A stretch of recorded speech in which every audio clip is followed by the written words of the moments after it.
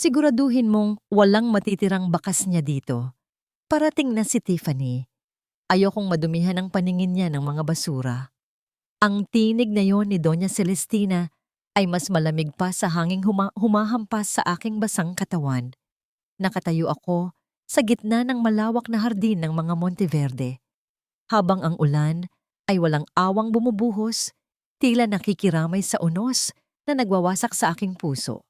Sa aking paanan, nakakalat ang aking mga damit na marahas na inihagis ng katulong mula sa balkonahe. Ang kulay rosas na maleta na binili ko pa sa Divisoria noong unang taon ng aming kasal ay nakatiwangwang. Ang zipper ay sira na at ang laman ay nilulunod ng putik. Hindi ako sumigaw. Hindi ako nagmakaawa. Sa halip, dahan-dahan akong yumuko. Ininda ang bigat ng 8 buwang pagbubuntis na tila isang batong nakadagan sa aking balakang. Ang aking mga kamay na nanginginig sa ginaw at galit ay dumampot ng isang maliit na papel na halos matunaw na sa baha. Ito ang sonogram ng aming anak, ang unang litrato ni Baby Hope. Pinunasan ko ang putik mula rito gamit ang laylayan ng aking duster kahit alam kong wala na itong silbi. Ang mukha ng aking anak, na dapat sana ay simbolo ng aming pagmamahalan, ay tinapakan at itinuring na dumi sa bahay na ito. Bago ko isinara ang sira-sirang maleta, maingat kong itinupi ang isang asul na polo shirt na aksidenteng nasama sa mga gamit ko. Ito ang paboritong damit ni Sebastian, ang damit na suot niya noong nangako siya sa harap ng altar na hindi niya ako iiwan.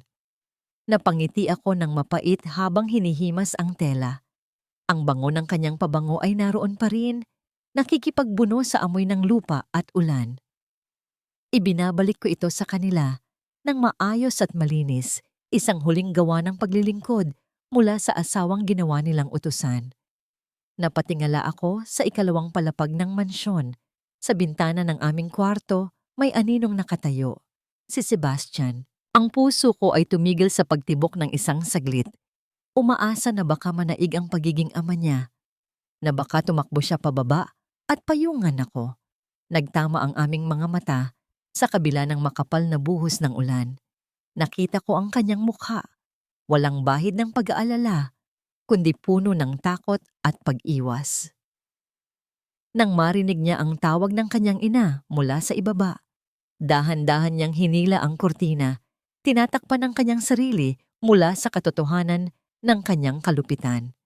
Ang pagsara ng kurtinang yon ay mas masakit pa kaysa sa anumang sampal.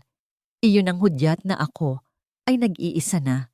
Binitbit ko ang mabigat na maleta at nagsimulang maglakad patungo sa dambuhalang gate na bakal. Bawat hakbang ay may kaakibat na kirot sa aking puson, ngunit kailangan kong maging matatag.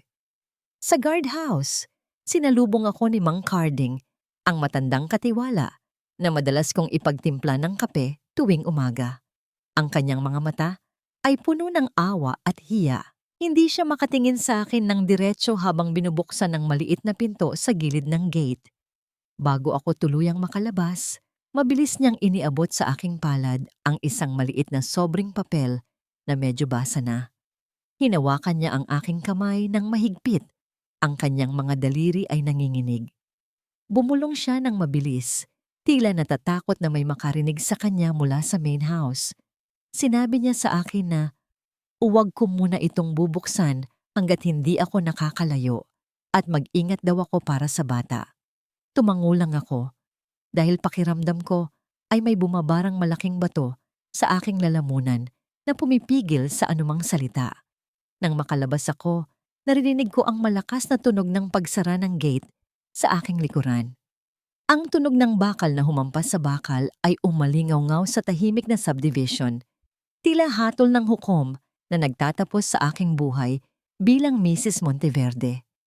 Naglakad ako sa madilim na kalsada. Walang dumadaang tricycle o taxi sa ganitong oras at panahon sa eksklusibong village na ito. Ang ulan ay lalo pang lumakas. Ang bawat patak ay parang karayom na tumutusok sa aking balat. Nais kong hubarin ang aking wedding ring. Nais kong ibato ito pabalik sa kanila. Hinila ko ito Nang pilit, ngunit dahil sa pamamanas ng aking mga daliri, dala ng pagbubuntis, ayaw nitong matanggal. Kahit anong hila ko, nanatili ito doon, masikip at masakit. Napaluhan na lang ako sa ironiya ng tadhana. Kahit pinalayas na nila ako, ang sumpa ng kasal na ito ay nakakadena pa rin sa aking katawan. Biglang may matinding sakit na pumiga sa aking tiyan. Hindi ito katulad ng mga simpleng pagsipa ni baby. Ito ay pulikat na gumapang mula sa aking balakang pababa sa aking mga hita na para bang binabali ang aking mga buto. Napahawak ako sa isang poste ng ilaw upang hindi matumba. Ang aking hininga ay naging mabilis at kapos. Napadaos-dos ako paupo sa basang semento. Ang lamig ng aspalto ay tumagos sa aking manipis na duster. Ngunit mas nabahala ako sa init na naramdaman kong dumaloy sa pagitan ng aking mga binti. Kinapa ko ito. Nang iangat ko ang aking kamay sa tapat ng ilaw ng poste, nakita ko ang kulay na kinatatakutan ng bawat ina. Dugo. Dugo na humahalo sa tubig ulan. Ang takot ay bumalot sa aking buong pagkatao, mas malamig pa sa bagyo. Hinimas ko ang aking tiyan, nagmamakaawa sa batang nasa loob. Huwag muna ngayon anak. Huwag muna ngayon, parang awa mo na. Wala tayong matutuluyan. Walang ospital na tatanggap sa atin ng walang pera. Sinubukan kong tumayo, ngunit ang aking mga tuhod ay bumigay. Ang mundo ay nagsimulang umikot. Ang huling bagay na naaninag ng aking paningin ay ang malalabong ilaw ng mga sasakyan sa highway na tila napakalayo at ang mapanguyam na liwanag mula sa mansyon ng mga Monteverde na nagdiriwang sa aking pagkawala. Sa gitna ng dilim at ulan, ipinikit ko ang aking mga mata at humingi ng tawad sa anghel sa aking sinapupunan habang ang ulirat ko ay dahan-dahang tinatangay ng agos ng kawalan. Nagising ako, hindi sa malambot na kama ng mansyon, kundi sa isang banig na ang magaspang na hibla ay tumutusok sa aking likuran. Ang hangin ay hindi amoy lavender at aircon, kundi pinaghalong amoy ng pinatuyong isda, lumang kahoy na nabasa ng ulan, at ang masangsang na singaw mula sa estero. Ang bubong na yero sa itaas ko ay tadtad ng maliliit na butas, kung saan tumatagos ang manipis na sinag ng umaga. Nasa impyerno na ba ako? Kung oo, mas mabuti ito kaysa sa malapalasyong bilangguan ng mga Monteverde. Isang mainit at kalus na kamay ang dumampi sa aking noo. Si Nanay Icing, ang tindera ng isda na madalas kong kinukwentuhan sa palengke noong pinapayagan pa akong lumabas, ang bumungad sa aking paningin. Ang kanyang mukha ay puno ng pag-aalala. Ang mga mata niya ay mapungay sa puyat. Sinabi niya sa akin na nakita niya akong nakahandusay sa gilid ng highway kagabi at tinulungan siya ng mga tricycle driver na isakay ako. Nasa loob ako ng kanyang barong-barong sa Tondo, malayo sa karangyaan ng Makati. Ngunit dito, ramdam ko ang init ng pagtanggap na ipinagkait sa akin ng aking asawa. Bumalik ang matinding sakit sa aking puson, mas marahas kaysa kagabi. Napakapit ako ng mahigpit sa braso ni Nanay Ising. Ang aking kuko ay halos bumaon sa kanyang balat, habang ang isang alon ng pighati ay humahampas sa aking matris. Wala kaming doktor. Wala kaming kagamitang medikal. Ang tanging naroon ay ang mainit na tubig sa timba, ilang malilinis na basahan, at ang mga kapitbahay na nag-uususal ng dasal sa labas ng manipis na dingding na plywood. Habang sumisigaw ako sa sakit, pilit na pumapasok sa isip ko ang imahe ni Sebastian. Sa mga oras na ito, alam kong nakasuot siya ng kanyang mamahaling tuxedo. Hawak ang isang kopita ng champagne sa ilalim ng nagniningning na chandelier ng Manila Hotel. Nai-imagine ko ang tunog ng mga kristal na nag-uumpugan habang nag-aalay sila ng toast para sa tagumpay ng kumpanya at sa bago niyang kaligayahan. Habang ang pawis at luha ay naghahalo sa aking mukha dahil sa hirap ng panganganak, siya naman ay naliligo sa mga papuri at pabango ni Tiffany. Ang kawalan ng katarungan ay parang lason na dumadaloy sa aking dugo, nagbibigay sa akin ng lakas na itulak ang sanggol palabas, hindi dahil sa pagmamahal sa kanya, kundi dahil sa galit sa kanila. Ilang sandali pa, isang mahina at garalgal na iyak ang bumasag sa ingay ng mga daga sa kisame. Nawala ang lahat ng sakit, nawala ang galit. Ang natira na lamang ay ang pagkamangha ng ilagay ni Nanay Ising, ang isang napakaliit na nilalang sa aking dibdib. Siya ay kulay ube, maliit, at nanginginig sa ginaw ng mundong sumalubong sa kanya. Hinaplos ko ang kanyang manipis na buhok. Siya ang aking hope, ang aking pag-asa sa gitna ng kadiliman. Ngunit ang langit ay tila naglalaro pa rin sa aming kapalaran. Lumipas ang 3 araw, at ang munting paraiso na nahanap ko sa piling ng aking anak ay muling naging impyerno. Ang ulan ay hindi tumitigil, at ang lamig sa barong-barong ay pumasok sa mahihinang baga ni Hope. Nagsimula siyang ubuhin, isang tuyo at masakit na tunog na dumudurog sa aking puso. Ang kanyang balat ay nag-iinit, habang ang kanyang mga labi ay nangingasul. Pulmonya. Ito ang hatol ng albularyo sa kanto. Kailangan daw niya ng ospital, ng incubator, at ng mga gamot na ang halaga ay hindi kayang kitain ni Nanay Ising kahit magtinda siya ng isda sa loob ng 1 taon. Tiningnan ko ang aking anak na nahihirapang huminga. Bawat pagtaas-baba ng kanyang maliit na dibdib ay isang pakikipagbuno kay kamatayan. Wala akong pera. Ang dignidad ko ay matagal nang nadurog. Ano pa ba ang mawawala sa akin kung lulunukin ko ang natitirang pride para sa buhay ng aking anak? Kahit mahina pa ang aking katawan mula sa panganganak, binalot ko si Hope sa isang lumang kumot at sumugod sa ulan. Ang biyahe pabalik sa mansyon ng mga Monteverde ay tila isang walang katapusang kalbaryo. Ang bawat hakbang ay mabigat, ngunit ang init ng katawan ni Hope sa aking bisig ang nagtutulak sa akin na magpatuloy. Nang makarating ako sa dambuhalang gate na bakal, nakita kong bukas ito. May kasiyahan sa loob. Maraming magagarang sasakyan ang nakaparada sa driveway. Nakita ko ang mga bisita na nagtatawanan sa garden, nakasuot ng mga damit na, ang halaga, ay kaya ng pakainin ng buong barangay ni Nanay Ising. Ito ang engagement party, ang selebrasyon ng pagtataksil. Hinarang ako ng mga guard, ngunit ang aking desperadong sigaw ay umagaw sa atensyon ng lahat. Ang musika ay tumigil.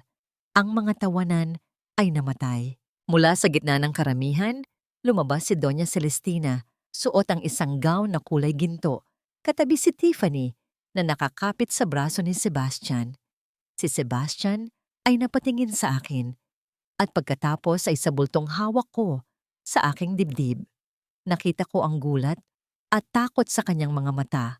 Ngunit bago pa siya makahakbang, hinawakan ni Tiffany ang kanyang braso nang mahigpit na parang isang kadenang pumipigil sa asong ulol. Lumapit sa akin si Doña Celestina hanggang sa gate. Ang ilong ay nakataas na, para bang ang hangin na hinihinga ko ay nakakadiri para sa kanya.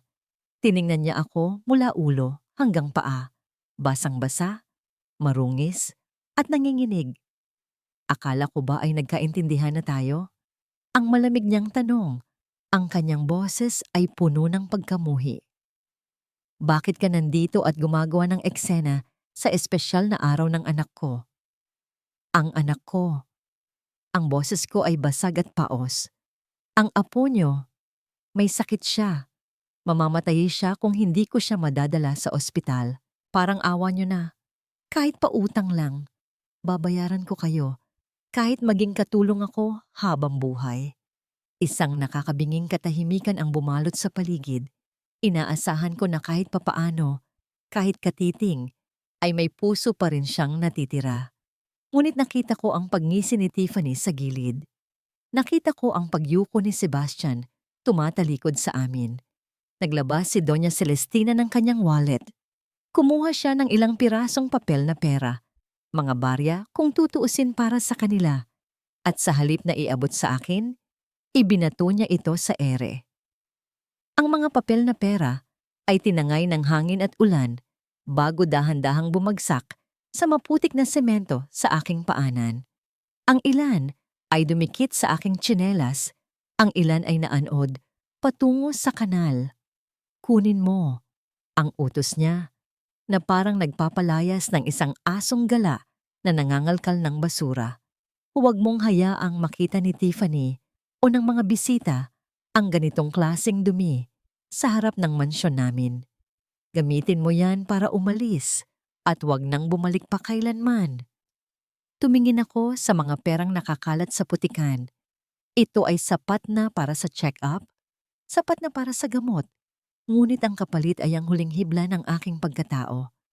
Pakiramdam ko ay sinampal ako ng paulit-ulit sa harap ng daan-daang tao. Ang init ay umakyat sa aking mukha, hindi dahil sa lagnat, kundi sa matinding kahihiyan. Tumingin ako kay Sebastian. Sa huling pagkakataon, naghahanap ako ng kakampi, naghahanap ako ng asawa.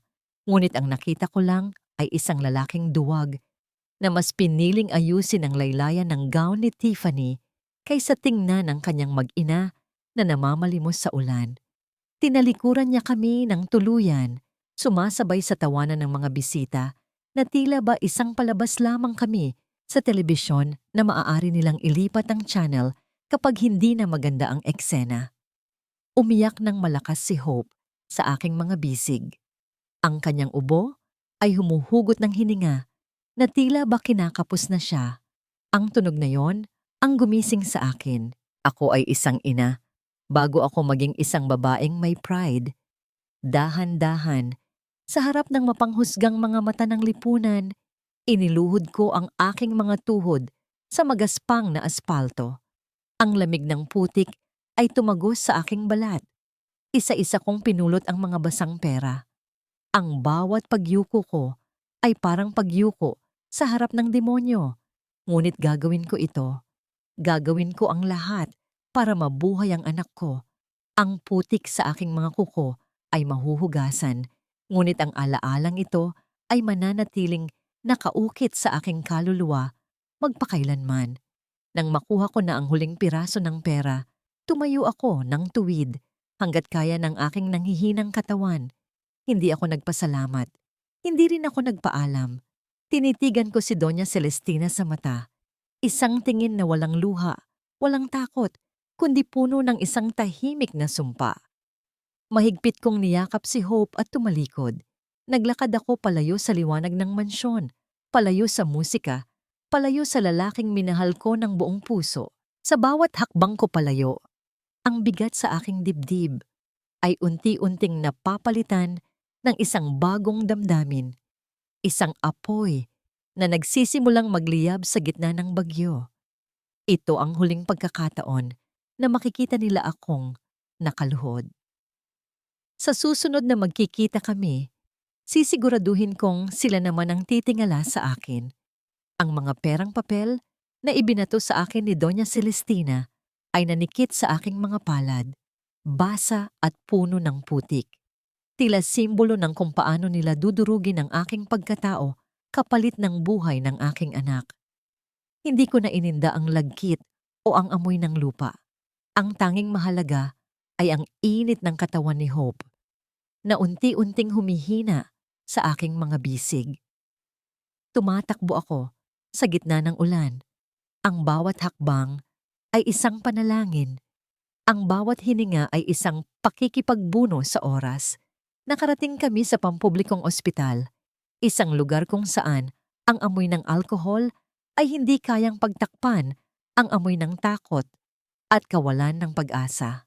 Ang pasilyo ay puno ng mga taong naghihintay, nakahiga sa mga bangkong kahoy o sa mismong sahig, naghihintay ng himalang hindi dumarating. Ang ingay ng mga nag-uusap, ang mga daing ng may sakit, at ang tawag ng mga nurse ay nagsama-sama sa isang nakahihilong ritmo na lalong nagpasakit sa aking ulo. Hinarang ako ng nurse sa admitting station. Ang kanyang mukha ay pagod at walang emosyon habang hinihingi ang deposit. Inilatag ko ang mga basang pera sa counter. Ang kanyang kilay ay tumaas nang makita ang putik sa mga ito. Tila nandidiri, ngunit tinanggap pa rin niya. Sapat na ito para sa paunang lunas, para sa oxygen, para sa antibiotics, na kailangang-kailangan ng aking anak. Naupo ako sa isang sulok habang inaasikaso ng mga doktor si Hope. Ang aking damit ay tuyo na sa aking katawan, nanininigas at makati, ngunit wala akong maramdaman, kundi ang pamamanhid. Nakatitig lang ako sa kawalan, ang mga imahe ng marangyang party ni Sebastian at ang mapangmatang tingin ng kanyang ina ay paulit-ulit na nagre-replay sa aking isipan. Sa gitna ng aking tulala, isang anino ang tumakip sa akin. Isang pares ng makintab na sapatos na katad-ang huminto sa tapat ng aking marungis na tsinelas. Dahan-dahan akong nag-angat ng tingin. Isang lalaking may katandaan. Suot ang formal na Amerikana at may bitbit na leather briefcase ang nakatayo sa aking harapan. Ang kanyang buhok ay may pilak na at ang kanyang mga mata sa likod ng salamin ay puno ng isang pamilyar na lungkot. Mayumi, ang kanyang boses ay malalim at puno ng respeto. Isang tono na matagal ko nang hindi naririnig mula sa sinuman. Nakilala ko siya, si Attorney Isandro Reyes. Siya ang matalik na kaibigan ng aking ama, ang taong tumulong sa amin sa libing ni tatay noon. Ngunit bigla na lang nawala matapos akong ikasal kay Sebastian. Attorney, ang boses ko ay halos hindi lumabas sa aking lalamunan. Anong ginagawa niyo dito? Hindi siya sumagot agad. Sa halip, umupo siya sa tabi ko. Hindi alintana ang dumi sa bangko o sa aking damit. Ibinaba niya ang kanyang briefcase at tinitigan ako ng may halong awa at pagsisisi. Sinabi niya na matagal na niya akong hinahanap, na sinusubaybayan niya ako mula sa malayo dahil sa isang pangako niya sa aking ama. Nang mabalitaan niya ang nangyari sa mansyon, ang pagpapalayas, ang panganganak, at ang pagmamakaawa ko kanina, alam niyang panahon na para lumabas siya sa dilim. Matapos masigurong stable na ang lagay ni Hope at mabayaran niya ang lahat ng bills sa ospital, dinala ako ni Attorney Reyes sa isang pribadong silid. Doon, sa ibabaw ng maliit na mesa, inilabas niya ang isang bagay na nagpatigil sa pag-ikot ng mundo ko. Isang lumang lata ng biskwit, ang balya ng lata na kinalakihan ko. Ito ang lata na laging nakatago sa ilalim ng kama ni tatay sa aming maliit na kubo sa Samar. Akala ko noon ay lagayan lang ito ng sinulid, karayom at ilang barya. Ang ibabaw nito ay kinakalawang na at ang tatak ay halos burado na ng panahon. Ang amoy ng lumang metal at alikabok ay bumalik sa aking alaala. Dala ang init ng yakap ng aking ama. "Buksan mo, Mayumi," utos ni Attorney Reyes. Nanginginig ang aking mga kamay nang abutin ko ang lata. Ang takip ay mahigpit, tila ayaw pa ring ibunyag ang sikreto nito. Ngunit sa isang puwersa, bumukas ito. Walang sinulid sa loob. Walang karayom. Ang laman nito ay mga papel, mga dokumentong naninilaw na sa kalumaan, mga titulo ng lupa, at mga sertipiko na may mga selyong hindi ko naiintindihan. Kinuha ko ang pinakaibabaw na dokumento. Binasa ko ang nakasulat, ngunit hindi ito maproseso ng aking utak. Alvarado Holdings. "Ang tatay mo," panimula ni Attorney Reyes. Ang kanyang boses ay naging seryoso. "Ay hindi lang isang mangingisda, Mayumi. Siya ang silent partner at isa sa mga founder ng Alvarado Holdings. Pinili niyang mamuhay ng simple dahil gusto niyang lumaki kang may pagpapahalaga sa tunay na buhay, malayo sa laso ng pera at kapangyarihan." Napasinghap ako. Ang tatay ko na laging nakakami sa dechino, na ang mga kamay ay laging amoy dagat. Siya ay isang milyonaryo? Pero bakit? Tanong ko. Ang luha ay nagsimulang tumulo sa mga papel. Bakit hinayaan niyang maghirap kami?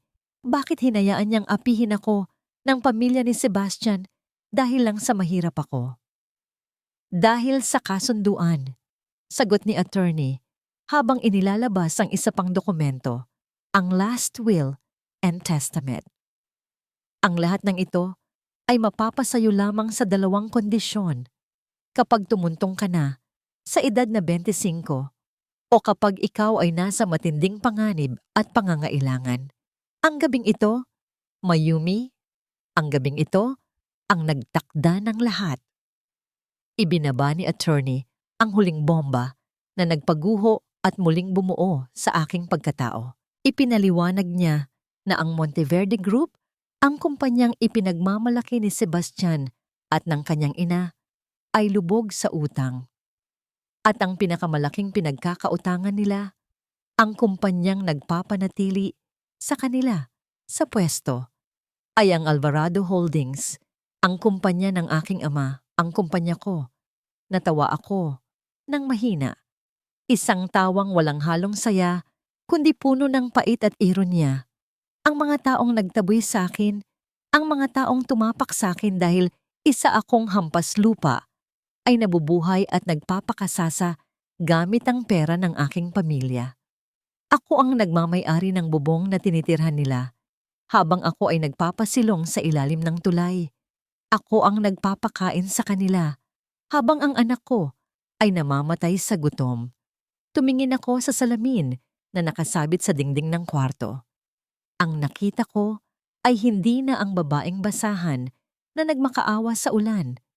Nakita ko ang isang babaeng may hawak na sandata. Ang mga luha sa aking pisngi ay natuyo na, pinalitan ng isang malamig na determinasyon. Attorney, tawag ko, habang dahan-dahang isinasara ang lata ng biskwit. Ang tunog ng pagsara ng takip ay umalingaw-ngaw sa kwarto. Tila hudyat ng pagtatapos ng aking pagiging martir. Ano ang kailangan kong gawin para makuha ang lahat? Tumayo si Attorney Reyes at inayos ang kanyang kurbata. Kailangan mong magsanay. Kailangan mong magbago. Hindi ka pwedeng humarap sa kanila bilang si Mayumi na mahina. Kailangan mong maging handa na singilin sila. Hinawakan ko ang kamay ng aking natutulog na anak. Ang init ng kanyang balat ay nagbigay sa akin ng lakas. Para kay Hope, para kay tatay, at para sa dangal na kinuha nila sa akin. Sisingilin ko sila. Bulong ko sa hangin. Ang bawat pantig ay may bigat ng isang hatol. Hindi lang sa pera. Sisingilin ko sila sa bawat patak ng luha, sa bawat hapdi ng sugat, at sa bawat sandali na ipinaramdam nila sa akin na wala akong halaga. Babalik ako, at sa pagkakataong yon, ako naman ang magbubukas at magsasara ng pinto. Ang 3 taon ay hindi sapat upang burahin ang mga pilat sa aking puso, ngunit sapat ito upang patigasin ang aking kaluluwa. Sabi nila, ang panahon ang pinakamahusay na manggagamot, ngunit para sa akin, ang panahon ay isang mahusay na guro na nagturo sa akin kung paano gawing sandata ang aking mga kahinaan. Ang Mayumi na dating yumuyuko sa bawat utos at nanginginig sa bawat sigaw ay matagal nang inilibing kasama ng mga alaala ng gabing iyon sa ulan. Nakatayo ako ngayon sa harap ng isang malaking salamin sa loob ng aking opisina sa tuktok ng Alvarado Tower. Ang babaeng nakatingin pabalik sa akin ay hindi ko na halos makilala. Ang kanyang balat, na dati ay sunog sa araw dahil sa paglalaba at pamamalengke, ngayon ay makinis at kumikinang sa ilalim ng mamahaling ilaw. Ang kanyang buhok, na dati ay laging nakapusod ng mabilisan upang hindi makasagabal sa gawaing bahay, ngayon ay nakalugay sa malalambot na alon na bumabagsak sa kanyang balikat. Suot ko ang isang tailored white suit na gawa sa Italy, isang kasuotan na sumisigaw ng kapangyarihan at awtoridad, malayo sa duster na puno ng putik na suot ko noong huli akong nakita ng mga Monteverde. Lumapit si Attorney Reyes sa aking likuran. Ang kanyang refleksyon sa salamin ay puno ng pagmamalaki. 3 taon niya akong sinanay. 3 taon ng walang humpay na pag-aaral ng business management, finance, at social etiquette. May mga gabi na gusto ko nang sumuko dahil sa pagod. Ngunit sa tuwing nakikita ko ang aking anak, bumabalik ang apoy sa aking dibdib. Handa ka na, Marisol, ang wika ni attorney, gamit ang pangalang pinili ko para sa aking bagong pagkatao. Marisol, mula sa Maria at Sol, dagat at araw. Maganda ngunit mapanganib kung hindi mo rerespetuhin.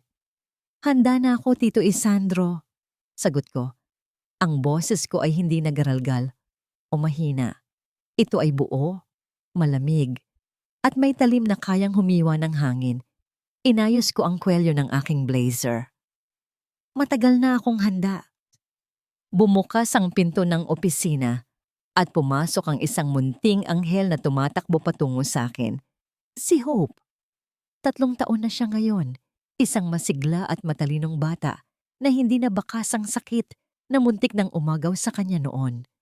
Nakasuot siya ng magandang bestida at ang kanyang tawa ay musika sa aking pandinig. Binuhat ko siya at hinalikan sa pisngi. Ang amoy niya ay pinaghalong baby powder at gatas, ang amoy ng tagumpay na hindi kayang bilhin ng anumang salapi. "Mama, are we going home na?" Tanong niya sa akin sa diretsong Ingles. Napangiti ako ng tipid. Ang anak ko ay lumalaking prinsesa, hindi tulad ng ina niya na pinalaki bilang alipin. "Not yet, baby. Mama has work to do. Play muna kayo ni Yaya sa playroom, okay?" Nang mailabas na ng Yaya si Hope, nawala ang nangiti sa aking mga labi. Bumalik ako sa aking mesa at binuksan ang folder na kanina pa naghihintay sa akin. Ito ang financial report ng Monteverde Group. Nakakaawa. Iyon ang tanging salitang mailalarawan sa kanilang sitwasyon. Ang kumpanyang dating tinitingala sa Makati ay unti-unting gumuguho dahil sa maling pamamalakad ni Sebastian at sa luho ng kanyang ina. Ang kanilang pinagmamalaking proyekto, ang Green City, ay nakatingga dahil wala ng bangko na gustong magpautang sa kanila. Kailangan nila ng isang angel investor. Kailangan nila ng isang tagapagligtas. At ang tagapagligtas na yon ay walang iba kundi ang babaeng itinapon nila sa basura. Kinuha ko ang fountain pen at pinirmahan ang dokumento na nagpapatunay ng aking interes na mag-invest. Ngunit hindi ito simpleng tulong. Ito ay isang bitag na gawa sa ginto at diamante na siguradong kagat ng mga taong gahaman. Biglang umilaw ang intercom sa aking mesa. Ang boses ng aking sekretarya ay pumasok sa tahimik na kwarto. "Miss M, nandito na po si Doña Celestina Monteverde. She's asking to see you immediately. Sabi niya ay may appointment daw kayo ng 2:00, pero 1:00 pa lang ay nandito na siya." Napatingin ako sa orasan sa dingding. 1:30 pa lang. Maaga siya. Siyempre, desperada siya. Naalala ko ang gabing iyon sa labas ng gate. Naghintay ako ng ilang oras sa ulan, umaasang bubuksan nila ang pinto. Ngunit hinayaan nila akong lamunin ng dilim. Naalala ko ang bawat minutong lumipas habang ang anak ko ay naghihingalo. Ngayon, hawak ko na ang orasan. Sumandal ako sa aking swivel chair at dahan-dahang ipinihihit ito paharap sa bintana, kung saan tanaw ko ang buong syudad na dati ay tila higanting tumatapak sa akin. "Tell her I'm busy," ang utos ko sa sekretarya. Ang tono ko ay kaswal, na parang nag-uutos lang ng kape. "Sabihin mo na sa isang mahalagang conference call ako." "Pero ma'am," nag-alinlangan ang sekretarya. "She looks very impatient. Nagwawala na po yata sa lobby." Napangisi ako. Ang imahe ni Doña Celestina na naghihintay, naiinitan at naiinis sa isang lobby ay nagbigay sa akin ng kakaibang kasiyahan. Ito ay hindi lamang tungkol sa paghihiganti. Ito ay tungkol sa pagtuturo sa kanila ng leksyon na hindi nila natutunan sa kanilang marangyang paaralan. Ang leksyon ng pagpapakumbaba. "Hayaan mo siyang maghintay," mariin kong sagot. "Papapasukin mo lang siya kapag sinabi ko. Kung ayaw niyang maghintay, malaya siyang umalis at humanap ng ibang magliligtas sa kumpanya nila." Pinatay ko ang intercom. Katahimikan ang muling bumalot sa opisina. Kinuha ko ang tasa ng mainit na tsaa at humigop dito. Mapait, ngunit may tamis sa dulo. Ganito ang lasa ng kapangyarihan. 3 oras. Paghihintayin ko siya ng 3 oras. Bawat minuto na nakaupo siya sa labas ay kabayaran sa bawat luhang pumatak sa akin noon. "Doña Celestina, sana ay komportable ang sapatos mo dahil mahaba-haba pa ang lalakarin natin bago matapos ang larong ito." Ang bawat tikatik ng orasan sa dingding ay tila pako na bumabaon sa pasensya ni Doña Celestina. 3 oras. 3 mahahabang oras na siyang nakaupo sa matigas na leather sofa ng reception area. Isang karanasan na bago at nakakasuklam para sa isang babaeng sanay na ang mundo ang naghihintay sa kanya. Ang kanyang sikmura na hindi sanay sa gutom ay nagsisimula ng humilab, ngunit pinanatili niyang tuwid ang kanyang likod. Ayaw niyang ipakita sa mga empleyadong dumaraan na ang reyna ng Monteverde ay nanghihina. Pinagmasdan ko siya mula sa monitor ng aking CCTV sa loob ng opisina. Nakita ko kung paano niya pasimpleng minamasahe ang kanyang namamagang mga paa na nakasiksik sa mamahaling designer heels. Nakita ko ang pagpapahid niya ng pawis sa kanyang noo gamit ang kanyang seda na panyo. Kahit na todo ang lamig ng aircon sa building, ang babaeng nagtaboy sa akin sa ulan noon, ngayon ay nalulunod sa sarili niyang pawis ng kaba at inip. Papasukin mo na siya. Utos ko sa aking sekretarya sa intercom. Ang boses ko ay kalmado, ngunit ang puso ko ay tumitibok ng mabilis at malakas sa loob ng aking dibdib. Tila isang tambol ng digmaan. Bumukas ang pinto ng aking opisina. Pumasok si Doña Celestina. Pilit na inaayos ang kanyang gusot na blusa at nagpapakawala ng isang pilit ng ngiti. Ang kanyang mga mata ay agad na naghahanap sa akin. Nakaupo ako sa aking swivel chair, nakatalikod sa malawak na bintana kung saan ang liwanag ng araw ay lumilikha ng anino sa aking mukha.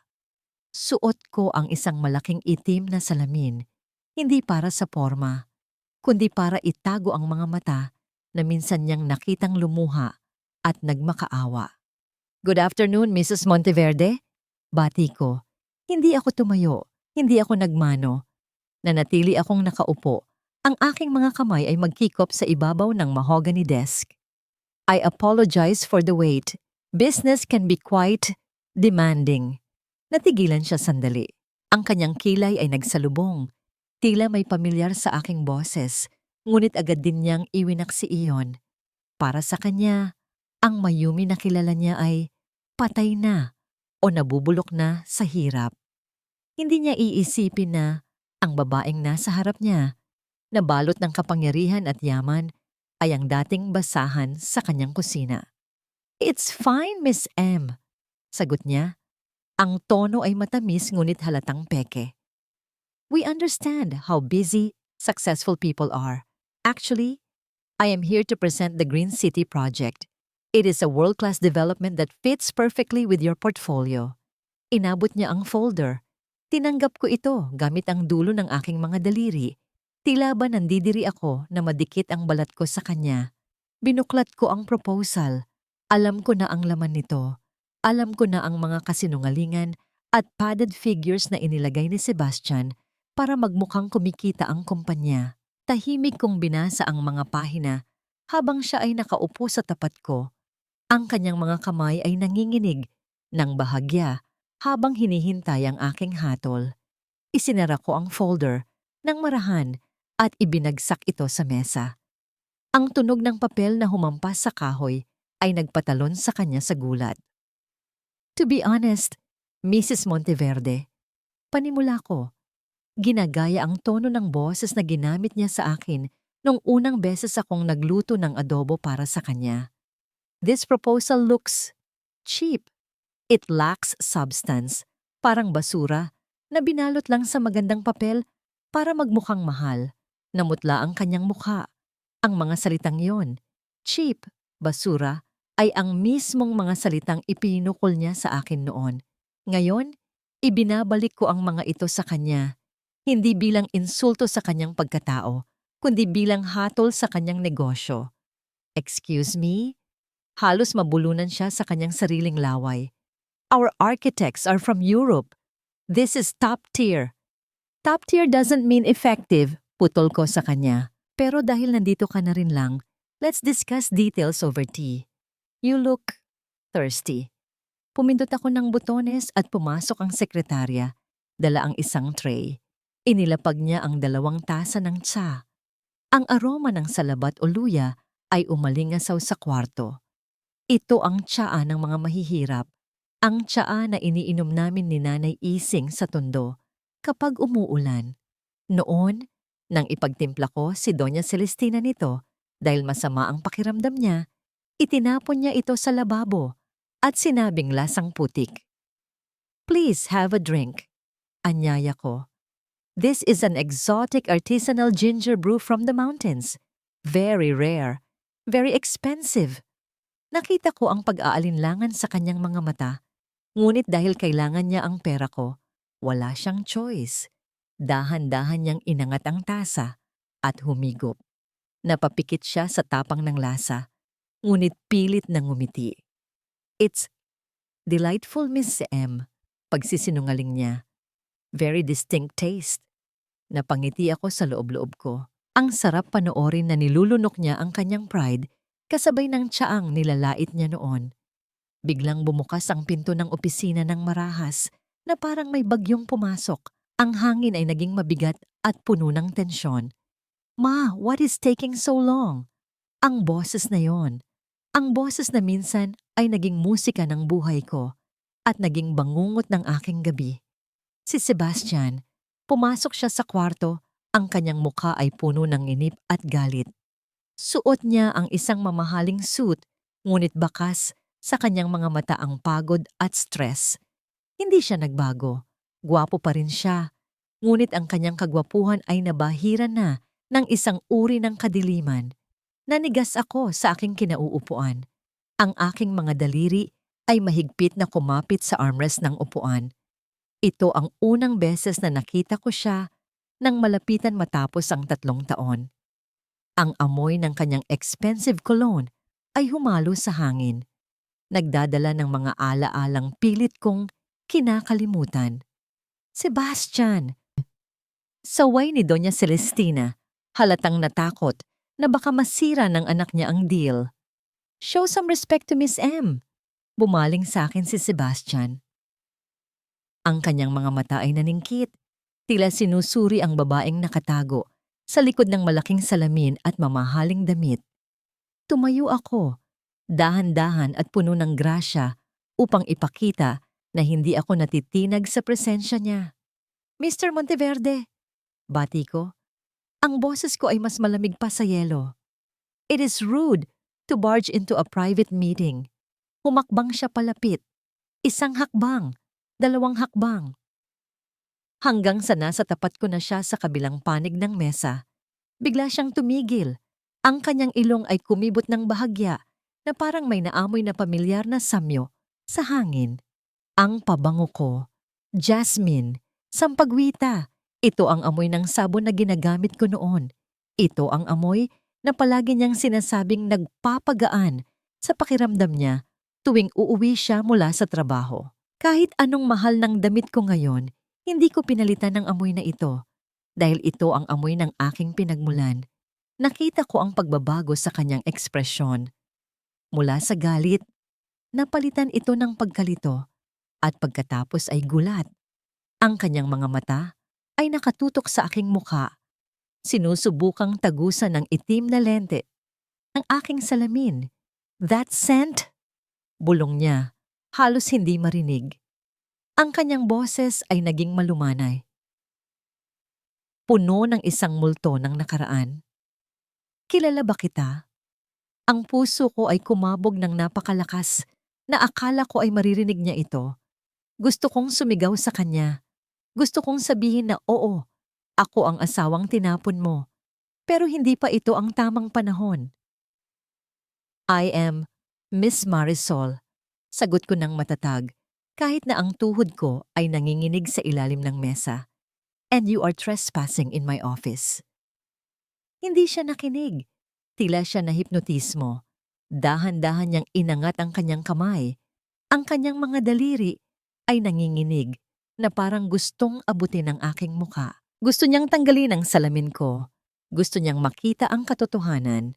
Mayumi, ang pangalan ay lumabas sa kanyang bibig na parang isang dasal at isang sumpa. Ang kanyang daliri ay ilang pulgada na lang mula sa frame ng aking salamin. Ang oras ay tila huminto.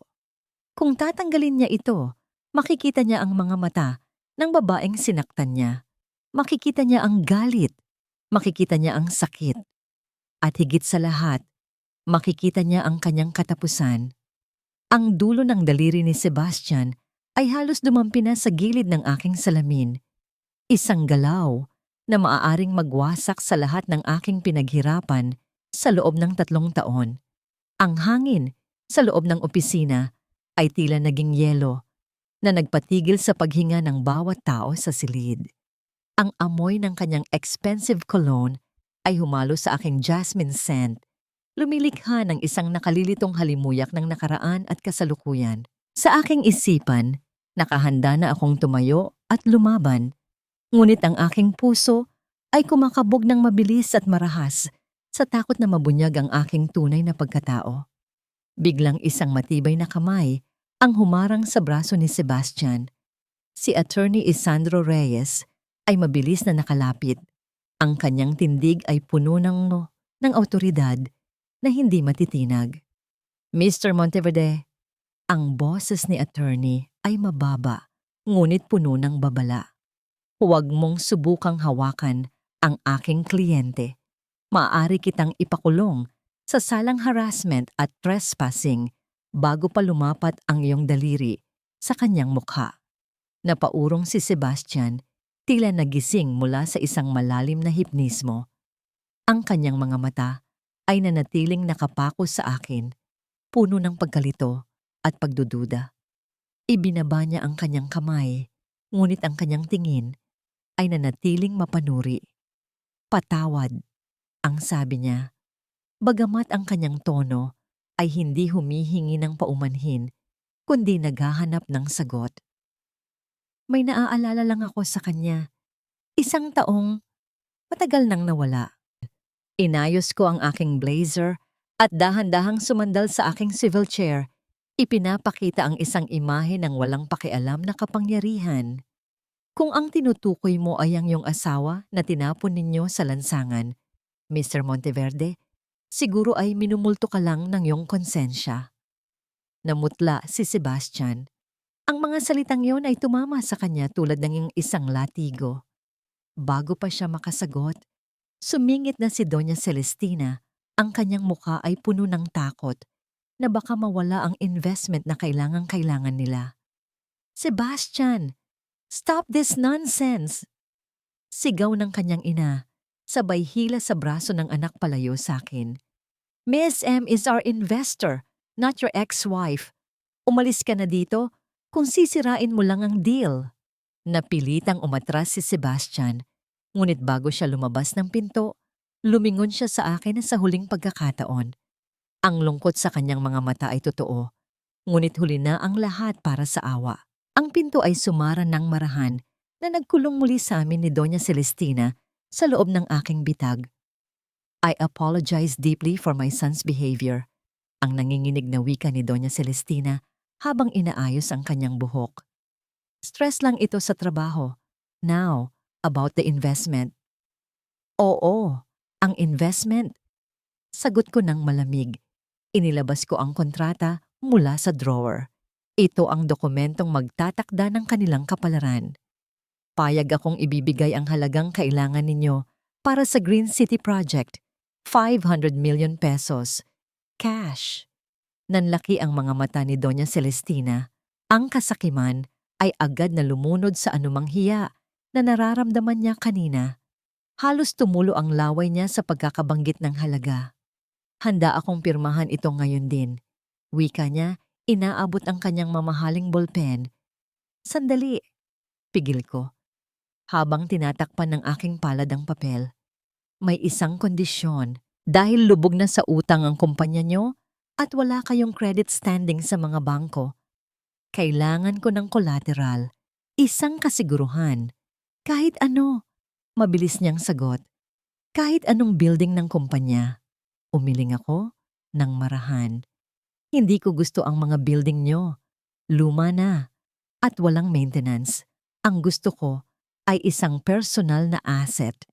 Tinitigan ko siya sa mata sa likod ng aking salamin. ang inyong mansyon sa Dasmariñas Village. Natigilan siya. Ang bahay na yon ay ang simbolo ng kanilang status. Doon nila ako inalila. Doon nila ako pinalayas. Ang bahay namin? Nauutal niyang tanong.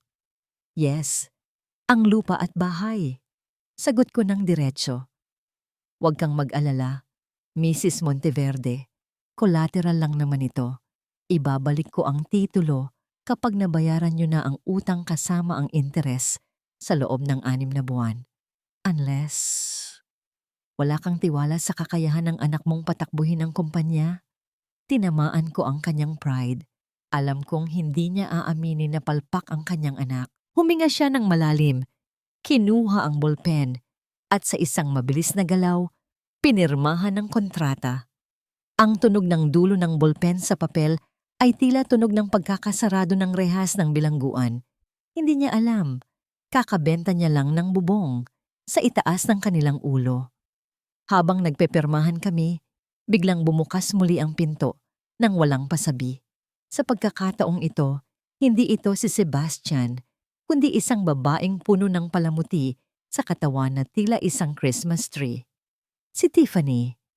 Ang kanyang mukha ay makapal sa makeup at ang kanyang suot na pulang dress ay masyadong masikip at maiksi para sa isang formal meeting. Ang amoy ng kanyang matapang na pabango ay agad na sumapaw sa amoy ng tsa. So this is her? Ang matinis niyang boses ay umalingaw-ngaw sa kwarto. Sumugod siya sa aking mesa.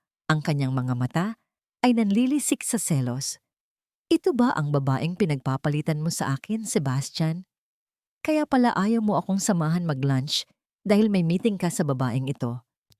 Hindi niya napansin na wala na si Sebastian sa kwarto. Ang kanyang galit ay nakadirekta sa akin dahil sa kanyang insecurities. Tiningnan ko siya mula ulo hanggang paa, gamit ang parehong tingin na ibinigay niya sa akin noong nagmamakaawa ako sa gate para sa gamot ng anak ko. And who might this be? Tanong ko kay Doña Celestina na ngayon ay namumula na sa kahihiyan. Fiancé ako ni Sebastian, sigaw ni Tiffany. Ibinabalandra ang kanyang singsing na may maliit na diamante. At ikaw, huwag kang masyadong magmalaki. Investor ka lang, hindi ka reyna. Dahan-dahan akong tumayo. Ang aking puting suit ay nagniningning kumpara sa kanyang cheap na pulang damit. Lumapit ako sa kanya ng kaunti, sapat lang para maramdaman niya ang lamig ng aking presensya. Miss Tiffany, ang boses ko ay kalmado, ngunit matalim. Sa mundo ng negosyo, ang respeto ay ibinibigay sa mga may utak, hindi sa mga maingay. Kung ang fiancé ni Mr. Monteverde ay walang modo na katulad mo, hindi na ako nagtataka kung bakit bumabagsak ang kanilang kumpanya. Namula si Tiffany sa galit. Akmang sasagot pa siya nang hatakin siya ni Doña Celestina palabas. Tama na yan, Tiffany. Nakakahiya ka. Bulong ni Doña Celestina habang pilit na inilalabas ang babae. Nang magsara ang pinto at naiwan akong mag-isa kasama si Attorney Reyes, napabuntong hininga ako. Tinanggal ko ang aking salamin at inilapag ito sa mesa. Nakita ni Attorney ang pagod sa aking mga mata. Ngunit naroon din ang kasiyahan ng unang tagumpay. Napirmahan na niya, Mayumi, wika ni Attorney. Nasasasayo na ang titulo ng bahay nila. Tumango ako at kinuha ang aking bag. Uwi na tayo, Tito. Hinihintay na ako ng anak ko. Nang makarating ako sa aming penthouse, sinalubong ako ng mainit na yakap ni Hope. Binuhat ko siya at dinala sa veranda, kung saan tanaw ang mga ilaw ng Maynila. Ang syudad na dati ay tila isang halimaw na kakain sa amin. Ngayon ay nasa ilalim na ng aming mga paa. Mama, you look sad. Puna ni Hope habang hinahawakan ang aking pisngi gamit ang kanyang maliliit na kamay. Umiling ako at hinalikan ang kanyang noo. Hindi anak, pagod lang si Mama. Pero masaya ako dahil nabawi ko na ang unang bagay na kinuha nila sa atin. Binili ko na ang mansyon. Sa papel, akin na ang bahay kung saan ako inalila. At sa lalong madaling panahon, ang mga taong nakatira doon ay magiging mga bisita na lamang sa aking kaharian. Habang pinapatulog ko si Hope, nag-vibrate ang aking cellphone sa ibabaw ng mesa. Isang mensahe mula sa bangko na hawak ko rin sa ilalim ng ibang pangalan. Notice of default sent to Monteverde Group. Foreclosure proceedings will begin in 24 hours. Napangiti ako sa dilim. Nagsimula na ang ulan. Pero sa pagkakataong ito, sila naman ang mababasa. At wala silang payong na masisilungan dahil hawak ko na ang bubong nila. Ang taunang Monteverde Charity Ball ay ang pinakamakinang nakasinungalingan sa buong Maynila. Sa ilalim ng mga dambuhalang chandelier na kumikinang na parang mga bituin, ang mga mayayaman at makapangyarihan ay naglalakad. Ang kanilang mga alahas ay sumasayaw sa bawat galaw at ang kanilang mga tawa ay umaalingaw-ngaw sa malawak na bulwagan. Ang mahinang tunog ng mga kopita ng champagne na nagbabanggaan ay lumilikha ng isang maligayang himig na nagtatago sa katotohanang ang mismong pamilyang nag-organisa ng gabing ito ay ilang hakbang na lang mula sa bangkarota. Nakatayo sa gitna ng lahat si Doña Celestina, suot ang isang itim na gown na puno ng sequins.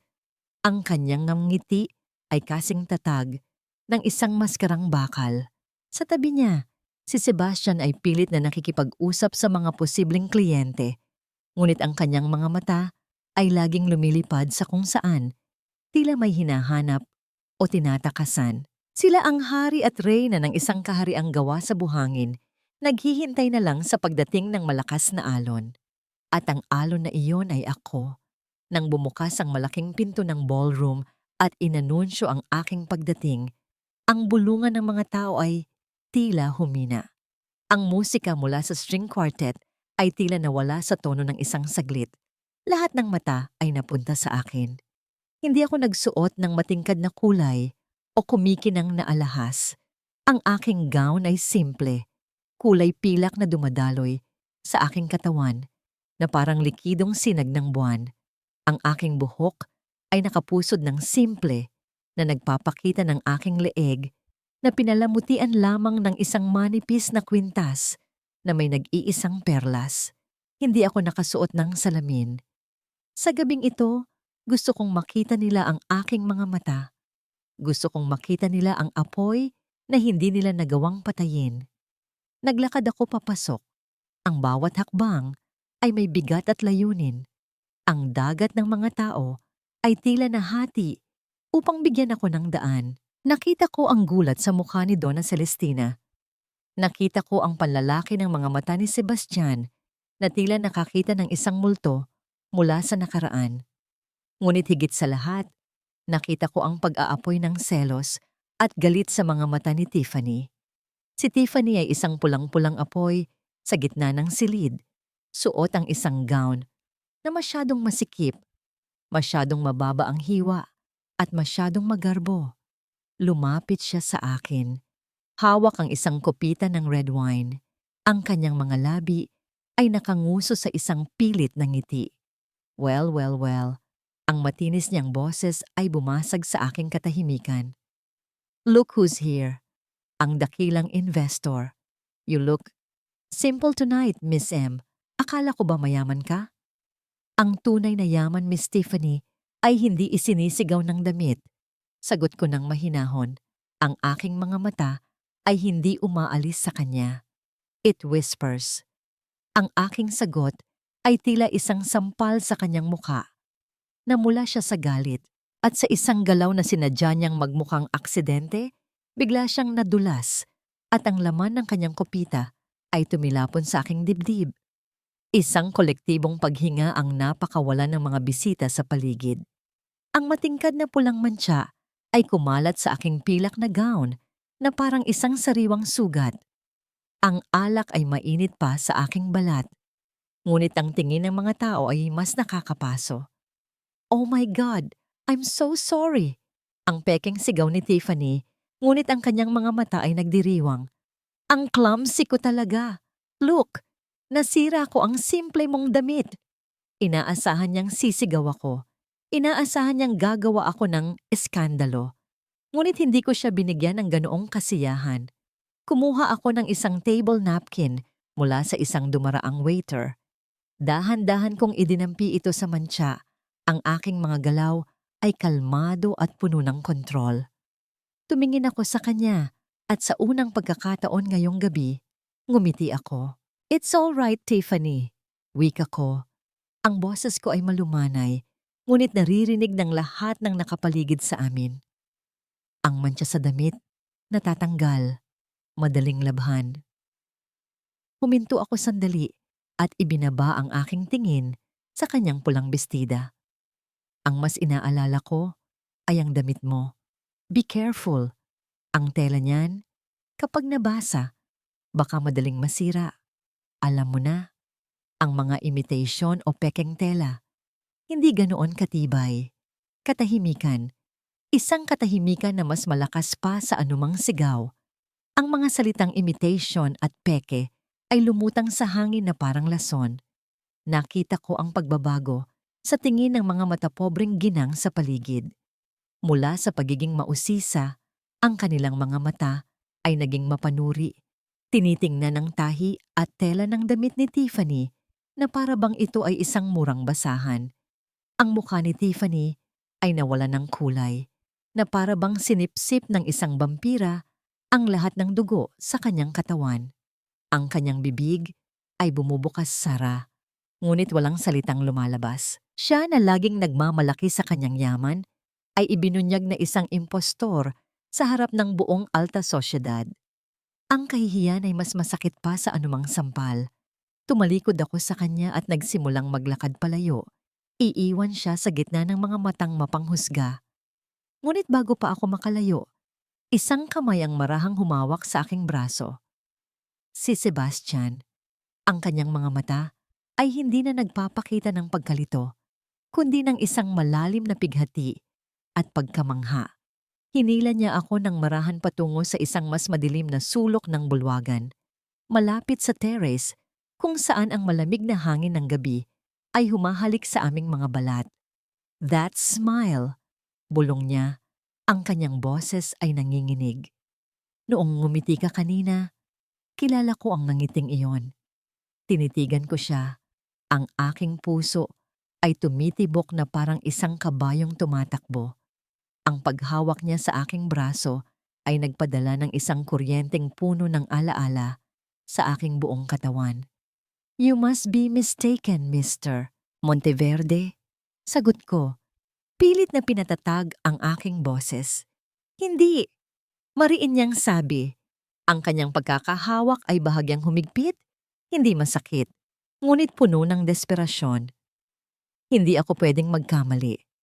Ang pabango mo, ang mga mata mo, ang ngiti mo. Mayumi, ikaw ba yan?" Ang pangalan ko, na binigkas niya ng may halong pagsisisi at pananabik, ay tumusok sa aking puso. Ito na ba ang pagkakataon? Sasabihin ko na ba ang lahat? Bago pa ako makasagot, biglang dumilim ang buong bulwagan. Isang spotlight ang tumutok sa entablado. Isang malakas at masayang boses ang umalingaw-ngaw mula sa mga speaker. Pinuputol ang tensyon sa pagitan naming dalawa. "Ladies and gentlemen, a special announcement from our main sponsor, Alvarado Holdings." Napabitiw si Sebastian sa aking braso. Pareho kaming napalingon sa entablado. Sa malaking screen sa likod ng MC, dahan-dahang lumitaw ang isang pamilyar na logo. At sa ilalim nito, ang isang pangalan, Marisol Alvarado, CEO, ang aking mukha, na nakangiti ng may awtoridad sa isang corporate photo, ay nakatingin sa buong bulwagan. Nakatingin kay Doña Celestina, nakatingin kay Tiffany, at higit sa lahat, nakatingin kay Sebastian, na ngayon ay nakatitig sa akin na para bang nakakita ng isang taong bumangon mula sa mga patay. Ang katahimikan sa loob ng ballroom ay mas nakakabingi kaysa sa pinakamalakas na kulog. Ang mga ngangiti ay nanigas sa mga labi ng mga bisita. Ang mga kopita ng champagne ay nanatiling nakabitin sa ere. Lahat ng mata ay nakatuon sa malaking screen, pagkatapos ay sa akin, at pabalik ulit sa screen. Tila sinusubukang ikonekta ang dalawang magkaibang mundo. Ang babaeng nakasuot ng pilak na gown at ang pangalang Alvarado na nakasulat sa itaas. Ang matinis na tunog ng nababasag na kristal ang bumasag sa mahikang iyon. Ang kupita ni Doña Celestina ay dumulas mula sa kanyang nanginginig na kamay at nagkapira-piraso sa marmol na sahig. Ang pulang alak ay kumalat na parang dugo.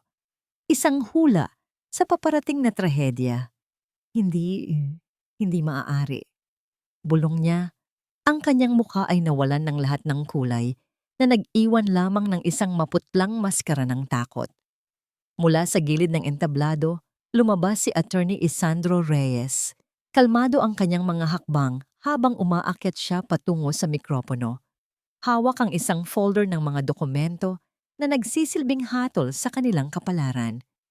Magandang gabi sa inyong lahat, panimula ni Attorney. Ang kanyang boses ay umalingaw-ngaw sa buong silid, malinaw at walang bahid ng emosyon. Ako si Attorney Isandro Reyes, ang legal counsel ng Alvarado Holdings. Narito ako upang kumpirmahin ang inanunsyo kanina. Itinuro niya ako.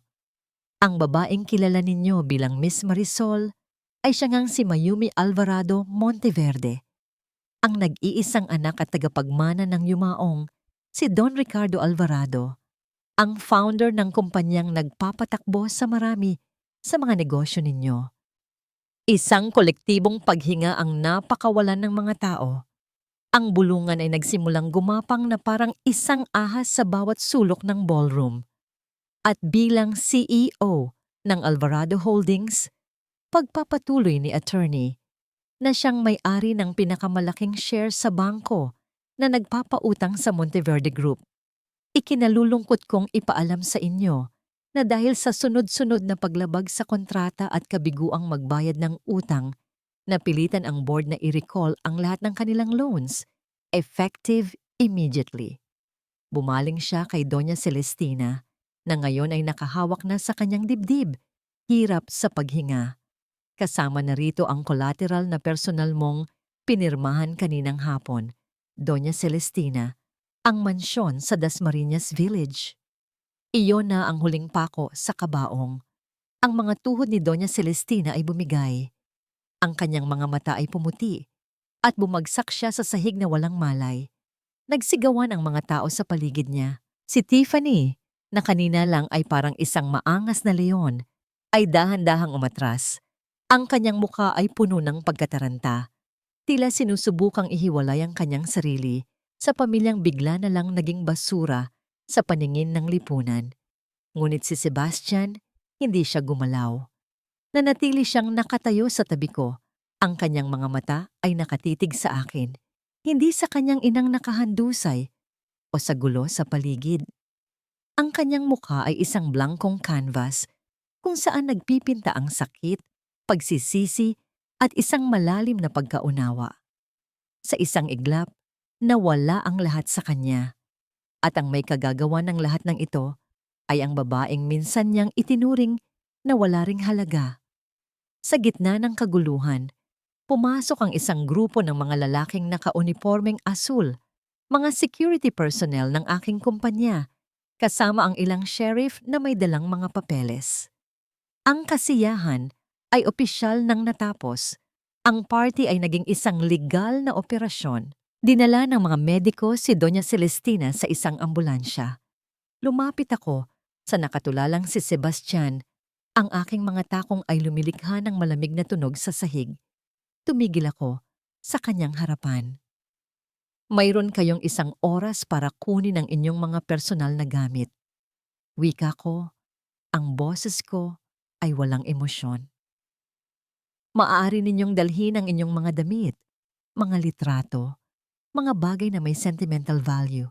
Ngunit lahat ng alahas, sinining at anumang bagay na nabili gamit ang pera ng aking ama ay mananatili dito. Tumingin siya sa akin. Ang kanyang mga mata ay namumula. Bakit, Mayumi? Bakit ngayon pa? Dahil ngayon ang tamang panahon. Sagot ko. Ngayong gabi, 3 taon na ang nakalipas. Noong gabing pinalayas niyo ako sa ulan, na walang dala, kundi isang sirang maleta at isang anak sa aking sinapupunan. Ngayon, ibinabalik ko lang ang pabor. Tumalikod ako at naglakad patungo sa grand staircase, paakyat sa ikalawang palapag. Mula sa balkonahe, tinanaw ko ang eksena sa ibaba. Ang mga bisita ay nagmamadaling umalis. Ayaw madamay sa iskandalo. Ang mga waiter ay nagliligpit na ng mga mesa. At sa driveway, nakita ko si Sebastian. Hirap na buhatin ang isang malaking maleta pababa ng hagdan, habang ang ulan ay nagsisimula na namang pumatak mula sa madilim na kalangitan. Walang ngiti sa aking mga labi. Walang saya sa aking dibdib. Tanging isang malalim at nakakapagod na pakiramdam ng pagtatapos. Ang paghihiganti pala ay hindi matamis. Ito ay mapait, malamig, at nag-iiwan ng isang malaking espasyo sa iyong puso. Nang nasa labas na si Sebastian, sa ilalim ng parehong ulan na sumaksi sa aking pagdurusa, tumingala siya at nakita ako sa balkonahe. Ang kanyang buhok ay basa na. Ang kanyang mamahaling suit ay lukot na. Ang kanyang anyo ay isang perpektong refleksyon ng itsura ko noon. Akmang tatalikod na ako para pumasok nang marinig ko ang kanyang desperadong sigaw. Isang sigaw na puno ng huling baraha na kaya niyang ilaban. Hindi mo pwedeng gawin to. Ang tinig niya ay basag at nanginginig, lumalaban sa ingay ng bumubuhos na ulan. Hindi mo pwedeng kunin ang lahat. Ako ang ama ng anak mo. Ang paghihiganti ay isang laro na nilalaro ng malamig at natutunan kong maging pinakamalamig na manlalaro. Hindi sapat na makita silang bumagsak. Kailangan kong siguraduhin na hindi na sila muling makakatayo. Ang aking mga susunod na galaw ay hindi na tungkol sa pera o kapangyarihan. Ito ay tungkol sa pag-ukit ng isang leksyon sa kanilang mga kaluluwa na hinding-hindi nila malilimutan. Sa isang maliit at masikip na apartment sa Pasay, kung saan ang amoy ng amag ay laging nakikipagbuno sa ingay ng mga sasakyan sa labas, nagsimula ang bagong buhay ng mag-inang Monteverde. Ang malawak na hardin ay napalitan ng isang bintanang rehas na tanaw ang maruming pader ng katabing gusali. Ang kanilang mga katulong ay napalitan ng walang katapusang pagtatalo. Si Tiffany, na hindi sanay sa hirap, ay iniwan si Sebastian isang linggo pa lang matapos ang iskandalo. Kinuha niya ang natitirang alahas na naitago niya at sumama sa isang matandang dayuhan na nag-iwan ng isang maikling sulat na puno ng panunumbat. Si Doña Celestina naman ay naging isang buhay na multo. Palakad-lakad sa maliit na espasyo, laging bumubulong tungkol sa mga nawala sa kanila. Ang kanyang mga mata ay laging puno ng galit na nakadirekta kay Sebastian. Si Sebastian, na dating prinsipe ng Makati, ngayon ay isang bilanggo sa sarili niyang kahirapan, pinapasan ang bigat ng kanyang mga pagkakamali at ang walang humpay na paninisi ng kanyang ina. Isang araw, habang kumakain sila ng tuyo at kanin, may kumatok sa kanilang pinto. Si Attorney Reyes, inalok niya si Sebastian ng isang trabaho. Miss Alvarado believes in second chances, wika ni Attorney. Ang kanyang mukha ay walang mababasang emosyon. She is willing to hire you in one of her subsidiary companies, rank and file position, minimum wage, para may pambayad ka sa utang mo sa kanya at may panggastos kayo ng nanay mo. Natawa si Sebastian ng mapait. Ang dating CEO, ngayon ay inaalok ng trabahong pangkaraniwang empleyado. Gusto niyang tumanggi. Gusto niyang isigaw ang kanyang pride. Ngunit nang makita niya ang mga mata ng kanyang ina na puno ng pag-asa at nang marinig niya ang pagkalam ng kanyang sikmura, wala siyang nagawa kundi lunukin ang natitirang dangal at tumango. Ang kumpanyang pinasukan ni Sebastian ay ang dating Monteverde Group na ngayon ay nasa ilalim na ng Alvarado Holdings. Ang kanyang mesa ay isang maliit na cubicle sa sulok ng accounting department sa tabi mismo ng banyo. Ang mga dating empleyado na takot sa kanya noon, ngayon ay tinitingnan siya ng may halong awa at panunuya. Naririnig niya ang kanilang mga bulungan Sa tuwing dumadaan siya, siya ay naging isang unggoy sa loob ng isang hawla, isang palabas para sa lahat. At ang may-ari ng zoo ay ako. Isang hapon, ipinatawag ko siya sa aking opisina. Ang dating opisina niya. Nakaupo ako sa kanyang dating silya, sa likod ng kanyang dating mesa. Pumasok siya, nakayuko, hindi makatingin sa akin ng diretsyo. Sebastian, tawag ko. Ang boses ko ay formal at walang bahid ang nakaraan. I need the quarterly expense reports on my desk before 5 p.m. Also, please get me a cup of coffee. Black, no sugar. Nakita ko ang pagtiim ng kanyang bagang. Ang pagkuha ng kape ay trabaho ng intern, hindi ng isang dating presidente. Ngunit tumangulang siya at lumabas ng walang imik. Ito ang bagong realidad. Ako ang nag-uutos, siya ang sumusunod. Isang araw, sinadya kong dalhin si Hope sa opisina. Suot niya ang isang magandang kulay rosas na bestida at ang kanyang buhok ay may laso. Naglalaro siya sa sahig, malapit sa aking mesa, habang abala ako sa mga papeles. Ipinatawag ko si Sebastian para sa isang report. Pumasok siya sa kwarto at ang kanyang mga mata ay agad na napunta sa batang naglalaro. Nanigas siya sa kanyang kinatatayuan. Ang kanyang paghinga ay tila huminto. Dahan-dahan, lumapit siya na para bang isang peregrinong nakakita ng isang banal na aparisyon. "Mama, who is this man?" Tanong ni Hope. Ang kanyang mga mata ay puno ng inosenteng pagtataka habang nagtatago sa likod ng aking mga binti. Tumingin ako kay Sebastian. Nakita ko ang isang emosyon sa kanyang mga mata na hindi ko pa nakikita dati. Isang purong pagsisisi, isang sakit na tumatagos hanggang sa kaluluwa. Ang kanyang mga labi ay nanginginig. Gustong bigkasin ang salitang anak, ngunit walang tunog na lumalabas. Hinaplos ko ang buhok ni Hope at ngumiti ng malumanay. "He's just an acquaintance, baby." Sagot ko. Ang aking boses ay malinaw at kalmado. Isang bagong empleyado lang ni Mama. Ang salitang acquaintance, kakilala, ay tumama kay Sebastian ng mas malakas pa sa sampal. Nakita ko siyang napaurong na para bang sinaksak siya sa dibdib. Iyon ang pinakamasakit na parusa. Ang ipagkait sa kanya ang karapatang tawaging ama ng sarili niyang anak. Matapos ang araw na yon, mas lalo siyang naging tahimik sa trabaho, isang anino na lang na gumagalaw sa mga pasilyo. Ngunit habang pinapatay ko ang espiritu ni Sebastian, hindi ko namalayan na isang mas masamang demonyo ang aking ginigising. Sa kanilang apartment, si Doña Celestina ay nakakita ng isang magazine sa basurahan. Sa cover, naroon ako kasama si Hope sa isang charity event. Tinitigan niya ang larawan ng aking anak, ang kanyang apo, na hindi niya kinilala. Ang kanyang mga mata, na dati ay puno ng galit, ngayon ay nag-aapoy sa isang bagong ideya. Isang ideya na puno ng kabaliwan. Nakita niya ang aking kahinaan, nakikita niya ang aking kayamanan, at sa kanyang baluktot na isipan, nakahanap siya ng paraan para pagsamahin ang dalawa. Kinabukasan, habang sinusundo ko si Hope sa kanyang preschool, isang kakaibang kaba ang gumapang sa aking dibdib. Ang palaruan ay tahimik. Ang mga bata ay nakauwi na, ngunit wala si Hope sa waiting area. Ang kanyang guro ay lumapit sa akin. Ang mukha ay namumutla at ang mga kamay ay nanginginig.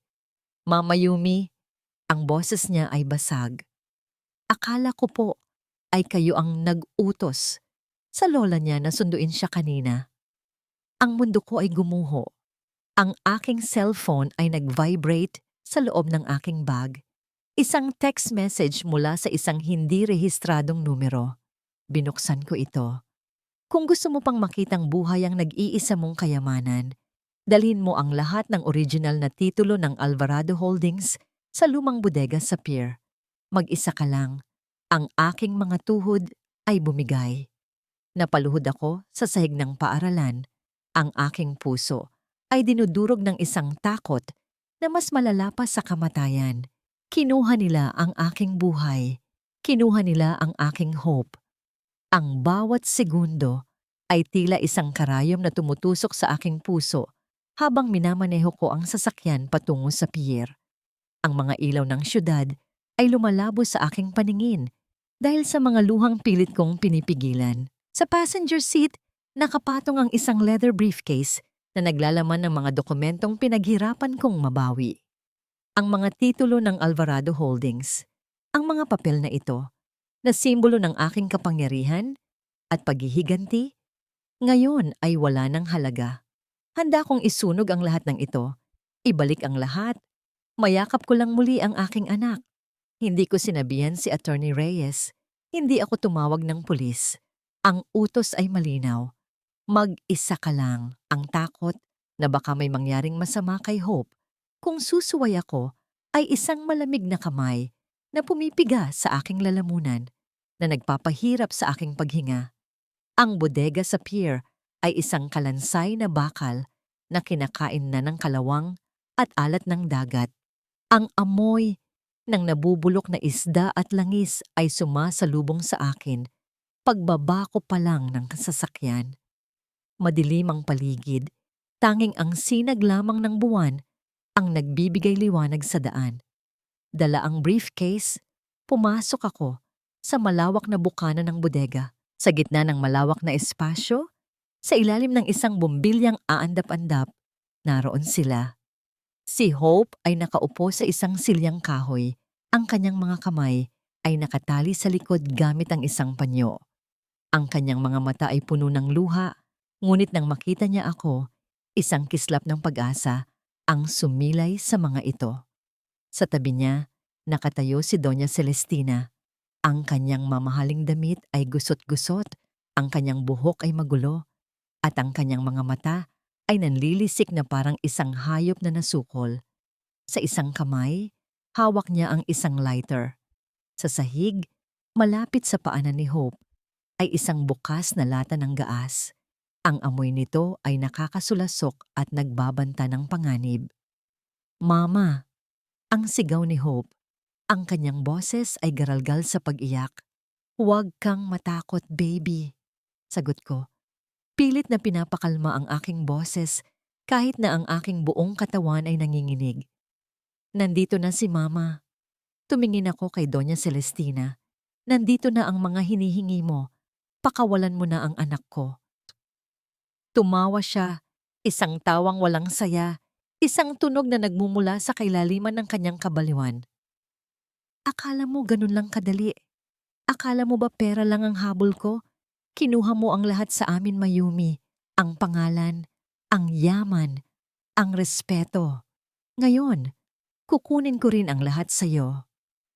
Itinaas niya ang lata ng gaas at nagsimulang ibuhos ito sa paligid ng silya ni Hope. Ang bawat patak ng likido sa semento ay tila isang patak ng lason sa aking puso. "Huwag!" Sigaw ko. Humakbang ako palapit. "Parang awa mo na.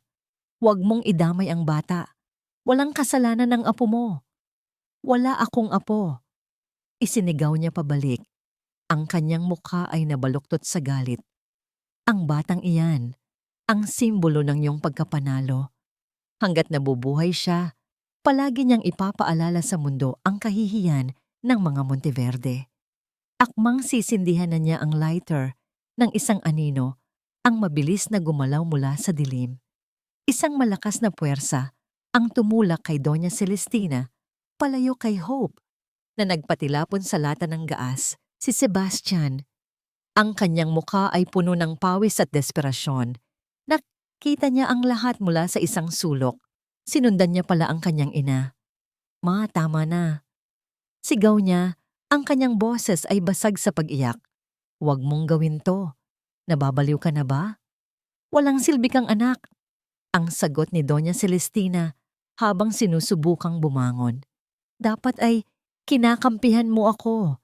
Dapat ay tinutulungan mo akong bawiin ang atin." Sa sandaling iyon, ang lahat ng pag-aalinlangan sa mga mata ni Sebastian ay nawala. Tumingin siya sa umiiyak na si Hope pagkatapos ay sa akin. Sa isang iglap, Pinili niya ang tama. Sa unang pagkakataon sa kanyang buhay, pinili niya kami. Habang nagpupumiglas ang kanyang ina, mabilis siyang tumakbo patungo kay Hope at kinalaga ng tali sa mga kamay nito. "Tumakbo ka, Hope! Pumunta ka sa mama mo!" Utos niya. Tumakbo si Hope patungo sa akin. Sinalubong ko siya ng isang mahigpit na yakap. Inililibing ang aking mukha sa kanyang buhok. Nilalanghap ang kanyang amoy na nagpapatunay na ligtas na siya. Ngunit ang gulo ay hindi pa tapos. Si Doña Celestina, sa kanyang kabaliwan, ay dinampot ang lighter at sinubukang itapon ito sa natapong gaas. Ngunit bago pa niya ito magawa, muling sumugod si Sebastian. Niyakap niya ang kanyang ina mula sa likod, pinipigilan ang mga kamay nito. Nagpagulong-gulong sila sa sahig. Sa pagpupumiglas, isang matigas na siko mula kay Sebastian ang aksidenteng tumama sa sentido ng kanyang ina. Si Doña Celestina ay nawalan ng malay. Ang lighter ay nahulog mula sa kanyang kamay at gumulong palayo sa basa ng gaas. Katahimikan ang bumalot sa bodega. Ang tanging maririnig na lang ay ang aming mga mabibigat na paghinga at ang iyak ni Hope na nakasubsob sa aking dibdib. Dahan-dahang tumayo si Sebastian. May maliit na sugat sa kanyang noo mula sa pagkakabagsak at ang kanyang damit ay puno ng alikabok at grasa. Tumingin siya sa kanyang inang walang malay, pagkatapos ay sa amin. Ang kanyang mga mata ay puno ng isang emosyon na hindi ko pa nakikita sa kanya dati. Isang malalim na pagsisisi na tila nagmumula sa kaibuturan ng kanyang kaluluwa. Sa di kalayuan, ang mga kumikislap na ilaw ng mga sasakyan ng pulis ay nagsimulang tumanglaw sa madilim na pier. Si Attorney Reyes, na halatang hindi sumunod sa aking kagustuhan na manahimik, ay nakatayo sa bukana ng bodega, kasama ang ilang unipormadong opisyal. Habang inaasikaso ng mga mediko si Doña Celestina at kinakausap ng mga pulis si Sebastian, binalot ko si Hope ng aking blazer at dinala siya papalayo sa gulo. Isinakay ko siya sa aking sasakyan at doon, sa ilalim ng malamlam na ilaw mula sa dashboard, tinitigan ko ang kanyang mukha. Ligtas siya. Iyon lang ang mahalaga. Nang matapos ang paunang investigasyon, nilapitan ako ni Sebastian bago siya isama sa presinto para sa kanyang opisyal na salaysay. Tumayo siya sa labas ng bintana ng aking sasakyan, hindi makatingin sa akin ng direkta. "Mayumi," panimula niya, ang kanyang boses ay mahina at garalgal. "Wala akong karapatang humingi ng tawad. Alam kong hindi sapat ang anumang salita para burahin ang lahat ng sakit na idinulot ko sa inyo." Hindi ako sumagot. Hinihintay ko lang siyang matapos. Pero ngayong gabi, pagpapatuloy niya, nang makita ko si Hope na nasa panganib, doon ko naintindihan. Doon ko naintindihan kung ano ang tunay na mahalaga. Hindi pala pera, hindi kapangyarihan, kundi pamilya. Isang pamilya na sinira ko dahil sa sarili kong kaduwagan. Dahan-dahan siyang tumingala at sa unang pagkakataon, nakita ko ang luhang dumadaloy sa kanyang mga pisngi. Hindi ito luha ng pagkatalo, kundi luha ng isang taong tuluyan ng gumuho at handa ng magsimulang muli mula sa mga abo. "Patawad," bulong niya. Isang salita na puno ng bigat ng 3 taong pagdurusa. "Patawarin mo ako." Inilabas ko ang aking kamay mula sa bintana, ngunit hindi para hawakan siya. Ibinigay ko sa kanya ang isang panyo.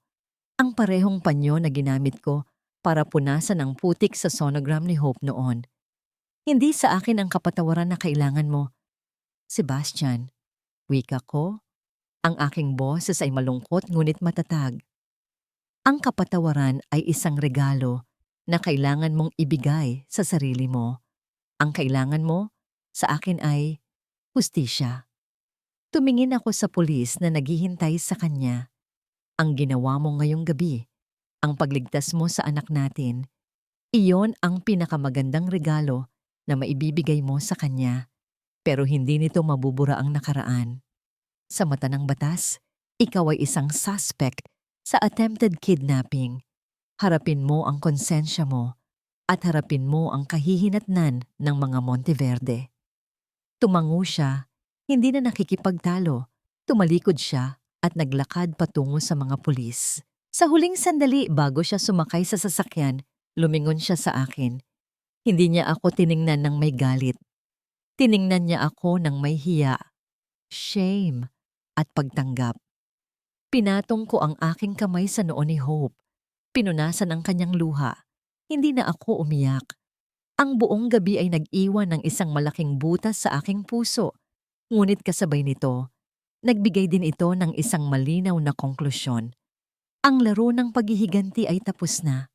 Ang Monteverde ay gumuho dahil sa kanilang sariling kasamaan, hindi dahil sa kapangyarihan ng aking pera. Sila ang nagwakas sa kanilang sarili. Ang tanging natitira ay ang pag-asa at ang yakap ng aking anak. 1 taon ang lumipas at ang sugat sa aking puso ay hindi pa tuluyang naghihilom, ngunit may bago ng balat na nabuo. Hindi na ito masakit tulad ng dati. Sa halip, ito ay isang paalala ng aking pinagmulan, ng aking pinagdaanan, at ng lakas na aking natuklasan sa sarili. Ang paghihiganti ay isang apoy na sumunog sa kanila, ngunit nagsilbi ring ilaw na nagpakita sa akin ng tunay kong landas. Si Doña Celestina Monteverde ay natagpuan na may severe mental distress at matapos ang isang maikling pananatili sa isang psychiatric facility, siya ay inilipat sa isang public nursing home sa probinsya. Ang dating reyna ng Makati, na sanay sa mga mamahaling silk sheets at imported na pagkain, ngayon ay nabubuhay sa isang maliit na kwarto. Ang kanyang mga mata ay blangko. Laging nagbubulungan tungkol sa mga nawala sa kanya. Ang kanyang mansyon, ang kanyang reputasyon, ang kanyang anak. Wala nang dumadalaw sa kanya. Ang kanyang kasamaan ay nag-iwan sa kanya ng isang buhay na mas malungkot pa sa kamatayan. Isang bilangguan na gawa ng kanyang sariling mga kamay. Si Sebastian naman, matapos harapin ang kasong attempted kidnapping, ay nahatulan ng community service at probation. Sa tulong ni Attorney Reyes, nakahanap siya ng trabaho sa isang construction site sa Cebu, malayo sa mga pamilyar na mukha na magpapaalala sa kanya ng kanyang nakaraan. Hindi na siya ang Sebastian na pinuno ng isang malaking kumpanya, kundi isang ordinaryong manggagawa na nagbubuhat ng semento at bato sa ilalim ng init ng araw.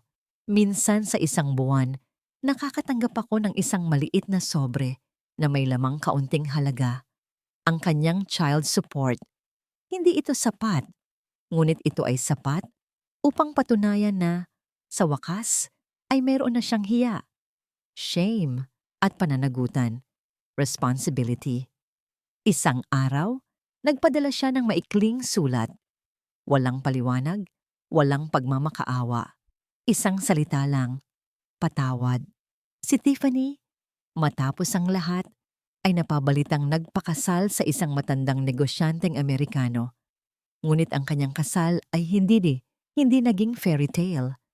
Ang mga ulat na nakarating sa akin ay nagsasabing siya ay madalas na nakikita sa mga ospital. Ang kanyang mukha ay may mga pasa. Ang kanyang pagiging gold digger ay naghatid sa kanya sa isang buhay na mas miserable pa kaysa sa aking pinagdaanan. Karma.